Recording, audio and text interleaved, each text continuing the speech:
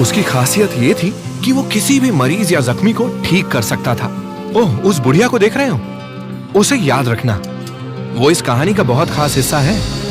तो हजारों साल बीत गए और एक नदी के किनारे एक राज्य बस गया। उस राज्य के महाराज और महारानी को सारी प्रजा बहुत चाहती थी और महारानी वो मां बनने वाली थी, लेकिन बेचारी बीमार पड़ गई, बहुत ही बीमार। उनके पास ज्यादा समय नहीं था और ऐसे समय में लोग चाहते हैं कि कुछ चमत्कार हो जाए, और इस कहानी का चमत्कार है वो जादुई फूल। मैंने कहा था ना वो बुढ़िया वापस आएगी। बात ये है कि ये औरत जिसका नाम है मदर गॉथल, इसने अपनी जवानी को हजारों साल तक बचाकर रखने के लिए उस फूल की जादुई खासियत को किसी के साथ नहीं बांटा, और अब बस उसे एक जादुई मंत्र गाना था। खुल जाओ फूल खिल जाओ, अपनी जादुई शक्ति दिखाओ, बीत गए जो पल उन्हें वापस ले आओ, वापस ले आओ। समझ गए ना? फूल को मंत्र सुनाती और जवान हो जाती। डर लगा?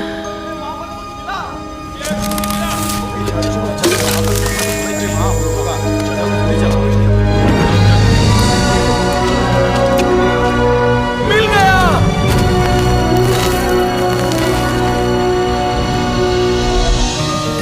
उस सुनहरे फूल के जादू ने महारानी को ठीक कर दिया और जन्मी एक सुंदर सी बेटी, एक राजकुमारी जिसके रेशमी सुनहरे बाल थे।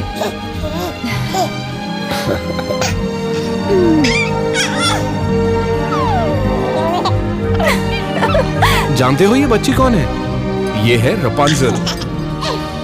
उसके जन्मदिन के मौके पर महाराज और महारानी ने आसमान में एक कंदील छोड़ा।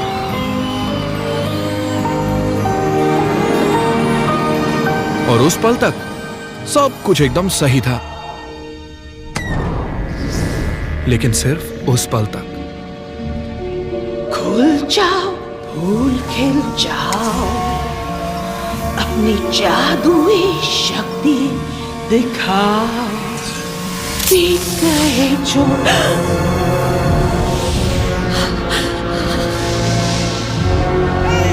गॉथल महल में घुस आई, बच्ची को चुराकर निकल पड़ी और गायब।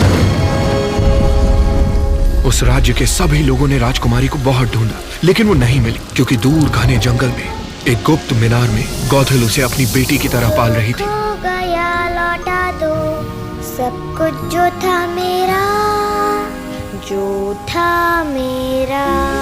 गॉथल को एक नया जादुई फूल मिल गया था, जिसे इस बार हर हाल में उसे दुनिया से छिपा कर रखना था। मैं बाहर क्यों नहीं जा सकती? बाहर की दुनिया बहुत ही खतरनाक है, जहाँ लोग सिर्फ अपने ही बारे में सोचते हैं। तुम यहीं रहोगी जहाँ तुम्हें कोई खतरा नहीं, समझी मेरी नन्ही कली? हाँ माँ। लेकिन उस मीनार की दीवारें सब कुछ नहीं छिपा सकती थीं। हर साल राजकुमारी के जन्मदिन पर महाराज और महारानी आसमान में हजारों कंदील छोड़ते थे, इस उम्मीद में कि एक दिन उनकी खोई हुई राजकुमारी जरूर लौट आएगी।